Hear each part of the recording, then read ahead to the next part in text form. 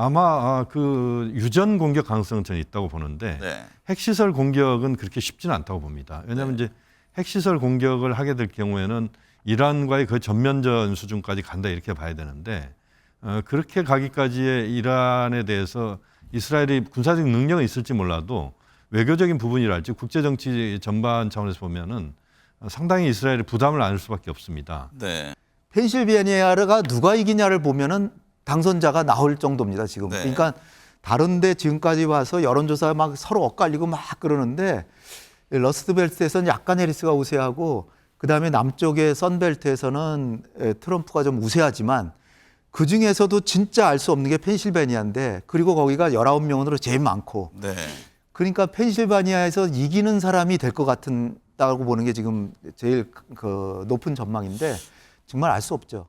중동 상황이 예사롭지 않습니다. 네, 그렇습니다. 지금 점차 확산하는 양상인데 네. 이스라엘은 전선을 중동 전역으로 확대하는 듯하고요. 네.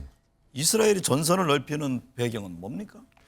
이것은 한 세 가지 측면을 봐야 될 것 같은데요. 하나는 보면 지금 미국 대선 국면을 이스라엘은 적극적으로 활용한다는 느낌이 있습니다.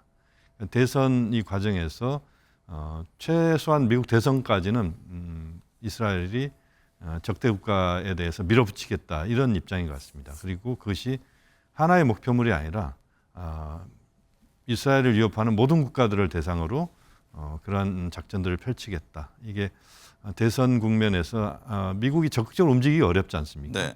또 그 과정에서 이스라엘에 대해서 미국 대선 주자들이 그것을 부정적으로 이야기할 수도 없는 상황이고 네. 이 어정쩡한 상황들을 최대한 활용한다 이게 이스라엘의 입장인 것 같고요. 네. 두 번째는 뭐 연결된 이야기입니다만 이제 모든 이스라엘의 적대 세력들을 약화 또는 무력화시킬 수 있는 계기 또는 시점이 지금이다 이렇게 보는 것 같습니다. 이왕 시작을 했는데 전반적인 어떤 그 성과들을 거두겠다 이게 이스라엘 입장인 것 같고요. 이란에 대한 네. 핵시설이나 유전 공격 가능성도 있습니까?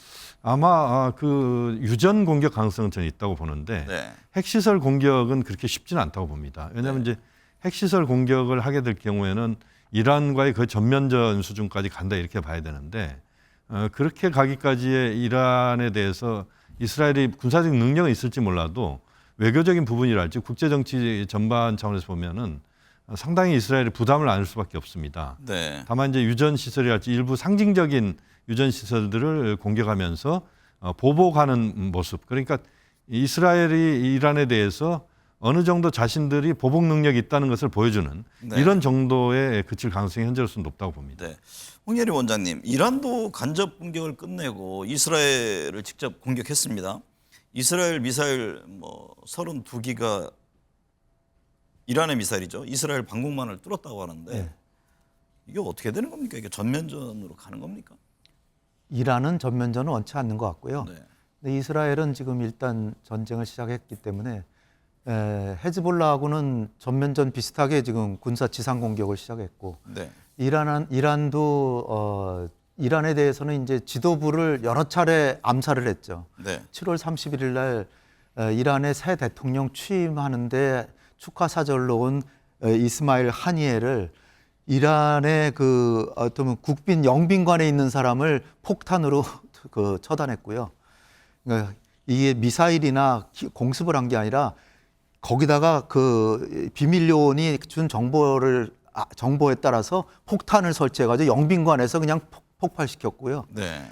그 다음에 9월 27일 날 헤즈볼라의 수장, 그러니까 저항의 축의 가장 우두머리인 하산 나스랄라를 또 비행기로 처단했고요. 아까 네. 말씀드린 벙커버스터 그걸로. 그때 이제 이란 혁명 수비대 사령관도 하나 죽었고요. 그러니까 이란으로서는 지금 가자 지구가 완전 쑥대밭이 됐고 이스라엘 희생자가 1,400명이라 그러면 가자에서 4만 명 이상이 죽었고 거기다 지금 또 이 헤즈볼라에 대한 전면적 공격으로 전쟁하고 있고 거기다가 이란의 지도부에 해당되는 사람 또 국빈을 계속해서 암살하고 이러니까 이건 가만히 있으면 너무나도 초라한 모습이 되는 거거든요. 네. 그 지역의 저항의 축의 수장인데 그러니까 그냥 고륙지책으로 그냥 그 공격하는 모양새를 낸 겁니다. 근데 이번에는 지난 4월과 달리 사전에 경고하거나 그러지 않고 그냥 급시에 그냥 쏟아 부니까 네. 이스라엘 방공망이 아무리 뛰어나다 그래도 여러 발이 날라오는 건 동시에 막지는 못하는 겁니다. 네. 그렇기 때문에 지금 뚫렸는데 뭐 다행히 피해는 그렇게 크지 않다고 하는데 문제는 이제 이스라엘이 이란에 대해서 정말 핵시설이나 정유시설 공격하면 국제효과 상승하고 네. 또 전면전이 되면은 세계 정세가 정말로 전쟁으로 치닫는 것 같아서 네. 걱정이 많죠. 미국 대선도 좀 살펴보죠. 홍 전 원장님, 네. 미국 대선 한 달 앞으로 다가왔지만 해리스 부통령, 트럼프 전 대통령 지지율 조사를 보니까 상당히 박빙입니다. 여전히 네, 혼전인데 현재 판세 어떻게 보세요? 아주 간단하게 말씀드리면 전체 지지율에서는 해리스가 2% 정도는 앞서는 것 같은데요. 네. 중요한 거는 2% 앞서는 게 중요한 게 아니라 과거에 힐러리 클린턴이 졌을 때를 보면 한 7% 앞서다가도 졌기 때문에 전체 또 표는 예. 더 많이 얻었어요. 그러니까 숨어 있는 트럼프 지지표, 여론조사에 안 나오는 트럼프 지지표, 샤이 트럼프라고 하는 게 2% 이상으로 보거든요. 그러니까 지금 해리스가 2%나 3% 이긴다고 하는 여론조사가 나와도 트럼프가 될 거라고 하는 그 전망이 더 높습니다. 네. 그다음에 이제 7개 경합주를 보면은 결국은 7개 경합주에서도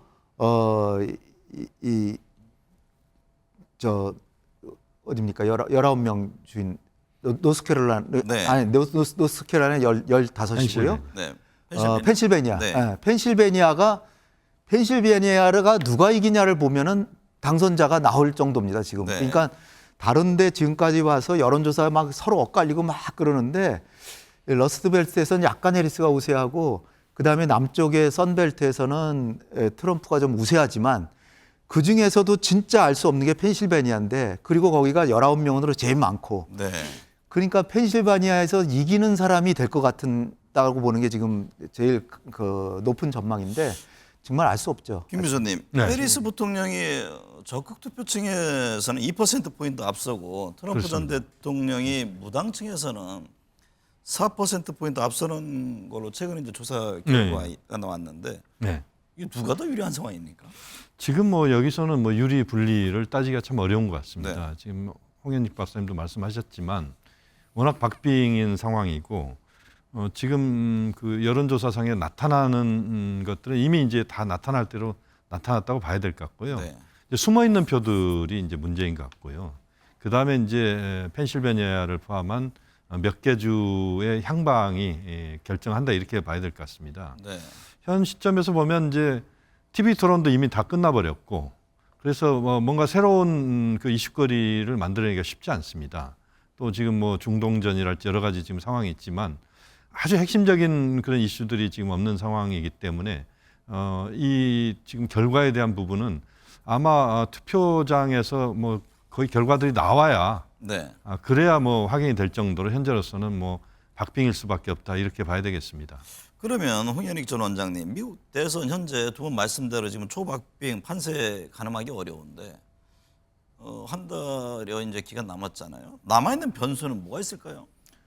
최근에 변수가 몇 개가 등장했었는데 네. 그게 급속히 소멸되긴 했지만 다 해리스한테 불리한 것들입니다. 네. 첫 번째가 이스라엘 전쟁 이게 확전되는 것도 이게 해리스가 부통령으로 있는 바이든 행정부가 책임이 크다.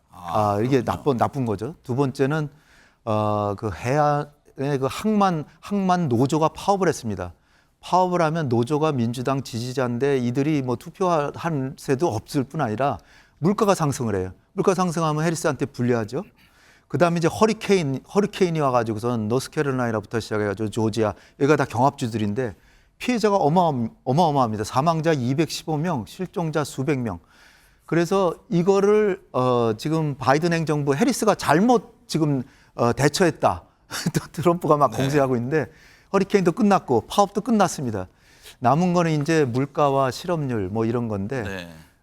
근데 자금력에서는 아직도 해리스가 우세하지만 결국은 이 샤이 트럼프 몇 프로가 결정짓지 네. 않을까 전 봅니다. 김 교수님은? 네.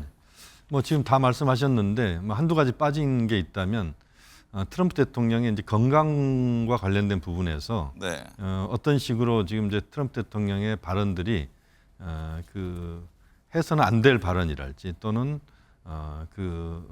연세 드셨다는 것들을 좀 보여주는 발언이랄지 뭐 이런 것들의 변수들도 있을 것 같고요. 네. 전체적으로 보면은 지금 상황에서 이제 특별한 변수들을 찾기 어렵지만 결국 중동 변수 그다음에 전체적인 지금 러스트 벨트, 썬벨트의 흐름 뭐 이런 것들이 결국엔 이제 좌우할 거라고 봐야 되겠습니다. 네.